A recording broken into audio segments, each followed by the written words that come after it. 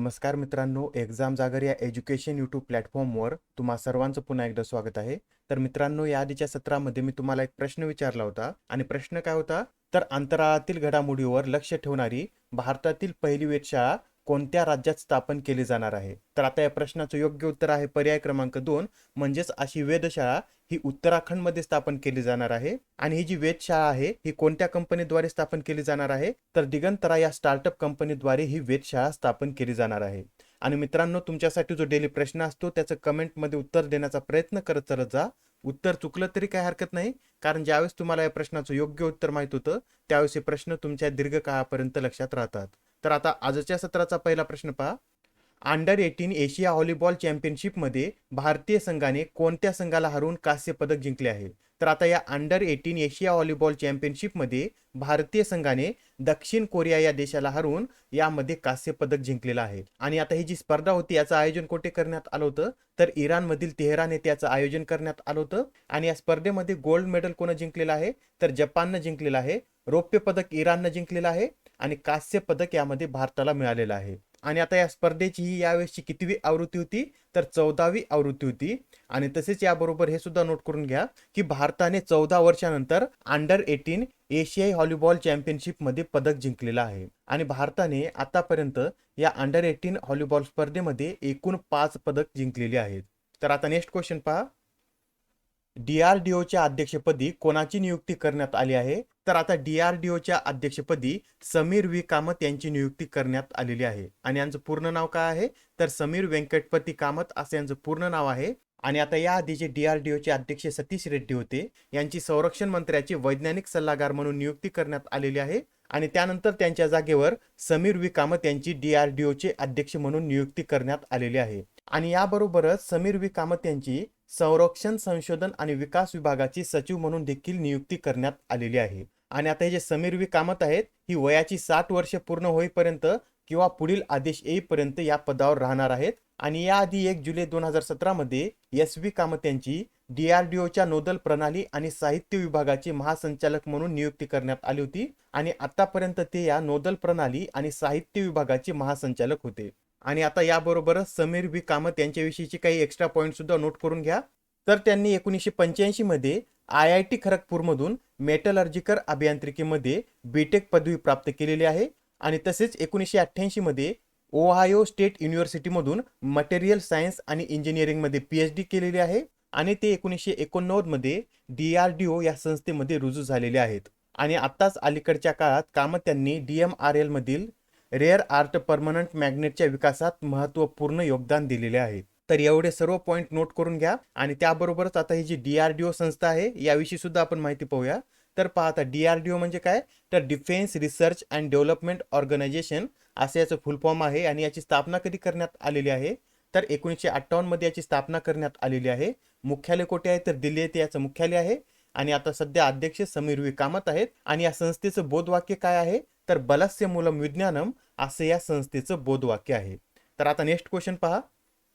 जगातील पहिली hydrogen train कोणत्या देशात लॉन्च करण्यात आली आहे? तर आता जगातील पहिली हायड्रोजन ट्रेन ही जर्मनी या देशामध्ये लॉन्च करण्यात आलेली आहे. आणि आता नुकतेच जर्मनीमध्ये हायड्रोजन समर्थित जगातील फर्स्ट पॅसेंजर ट्रेन नेटवर्क सुरू करण्यात आलेलं आहे. आणि आता ही जी जर्मनीमधील हायड्रोजन ट्रेन आहे ही कोणत्या कंपनीने तयार केलेली आहे? तर अल्स्टॉम या फ्रेंच कंपनीने ही ट्रेन निर्माण केलेली आहे. आणि पाहता जर्मनी या देशाने हरितगृह वायू उत्सर्जन 1990च्या पातळीवरून 2030 पर्यंत 65% कमी करण्याचं ठरवलेलं आहे. आणि याच दिशेने प्रयत्न करताना जर्मनीने आता German federal state of lower सक्सिनच्या मध्यभागी जगातील फर्स्ट पॅसेंजर नेटवर्क सुरू केलेलं आहे. तर आता प्रश्न क्रमांक 14 पहा. आता या प्रश्नामध्ये आपल्याला काय विचारलेलं आहे? तर 2022 साठीच्या लिबर्टी मेडलने कोणाला सन्मानित करण्यात आले? कोणतं मेडल आहे? तर लिबर्टी मेडल. आणि आता या लिबर्टी मेडलने युक्रेनचे प्रेसिडेंट व्होलोदोमिर झेलेन्स्की यांना सन्मानित करण्यात आलेला आहे. आणि आता हे जे लिबर्टी मेडल आहे हा युनायटेड स्टेट्सच्या नॅशनल कॉन्स्टिट्यूशन सेंटरद्वारे स्वातंत्र्याचा पाठपुरावा करणाऱ्या नेतृत्वाला मान्यता देण्यासाठी प्रशासित वार्षिक पुरस्कार आहे. आणि या मेडलची स्थापना कोण केलेली आहे? तर फिलाडेल्फिया फाउंडेशनने या मेडलची स्थापना केलेली आहे. आणि पहिल्यांदा हा पुरस्कार 1989 मध्ये देण्यात आला होता. तर आता प्रश्न क्रमांक 5 पहा. भारतीय रेल्वेद्वारे कार्यान्वित देशातील सर्वात लांब मालवाहतूक ट्रेनला काय नाव देण्यात आले आहे? तर आता भारतीय रेल्वेद्वारे देशातील सर्वात लांब माल वाहतूक ट्रेनची नुकतीच चाचणी घेण्यात आलेली आहे आणि आता या ट्रेनला सुपर वासुकी असं नाव देण्यात आलेलं आहे. काय नाव देण्यात आलेलं आहे? तर सुपर वासुकी असं या ट्रेनला नाव देण्यात आलेलं आहे. आणि आता या चाचणी घेण्यात आलेल्या माल वाहतूक ट्रेनची एकूण लांबी किती होती? तर 3.5 किलोमीटर इतकी याची लांबी होती आणि या ट्रेनला एकूण 295 बोगी म्हणजेच एकूण 295 डब्बे आणि 295 डब्बे ओढण्यासाठी 6 इंजिन होते. आणि आता जी ट्रेन आहे या ट्रेनची छत्तीसगड मधील कोरबा स्टेशन ते नागपुरामधील राजनांदगाव दरम्यान यशस्वी चाचणी घेण्यात आलेली आहे. आणि आता या माल वाहतूक गाडीची क्षमता किती आहे? तर ही माल वाहतूक गाडी 27,000 टन पेक्षा जास्त कोळसा वाहून नेऊ शकते. तर आता प्रश्न क्रमांक 6 पहा. खालीलपैकी कोणाची IMF मध्ये भारताचे कार्यकारी संचालक म्हणून नियुक्ती करण्यात आली आहे? तर नुकतीच आता IMF मध्ये भारताचे कार्यकारी संचालक म्हणून KV सुब्रमण्यम यांची नियुक्ती करण्यात आलेली आहे आणि KV सुब्रमण्यम यांनी सुरजित एस भल्ला यांची जागा घेतलेली आहे. याआधी सुरजित एस भल्ला IMF मध्ये भारताचे कार्यकारी संचालक म्हणून कार्यरत होते आणि त्यांच्या ठिकाणी आता KV सुब्रमण्यम यांची नियुक्ती करण्यात आलेली आहे. आणि आता जे KV सुब्रमण्यम आहेत यांचा कार्यकाळ नोव्हेंबर पासून सुरू होणार आहे, तर ते पुढे 3 वर्षासाठी IMF मध्ये भारताचे कार्यकारी संचालक म्हणून कार्य करतील. आणि आता जे KV सुब्रमण्यम आहेत यांनी याआधी भारताचे मुख्य आर्थिक सल्लागार म्हणून देखील कार्य केलेलं आहे. आणि त्यांच्याविषयी काही एक्स्ट्रा पॉइंट सुद्धा नोट करून घ्या. सुब्रमण्यम यांनी शिकागो विद्यापीठाच्या स्कूल ऑफ बिझनेस मधून अर्थशास्त्रात MBA आणि PhD केली आहे आणि तसेच त्यांनी IIT कानपूर मधून इलेक्ट्रिकल इंजिनिअरिंगची पदवी प्राप्त केलेली आहे. याशिवाय ते कोलकाता येथील इंडियन इन्स्टिट्यूट ऑफ मॅनेजमेंटचे माजी विद्यार्थी देखील आहेत. आणि आता इथं IMF चा सुद्धा उल्लेख आलेला आहे. तर IMF या संस्थेविषयी आपण थोडक्यात माहिती पाहूया. तर पहा, IMF म्हणजे काय? तर इंटरनॅशनल मॉनिटरी फंड असं याचं पूर्ण स्वरूप आहे आणि याची स्थापना 27 डिसेंबर 1945 मध्ये करण्यात आलेली आहे. याचं मुख्यालय कुठे आहे? तर वॉशिंग्टन DC येथे याचं मुख्यालय आहे आणि एकूण 190 देश हे या संस्थेचे सदस्य आहेत. आणि या संस्थेचे व्यवस्थापकीय संचालक कोण आहेत? तर क्रिस्टालिना जॉर्जिवा हे या संस्थेच्या व्यवस्थापकीय संचालिका आहेत.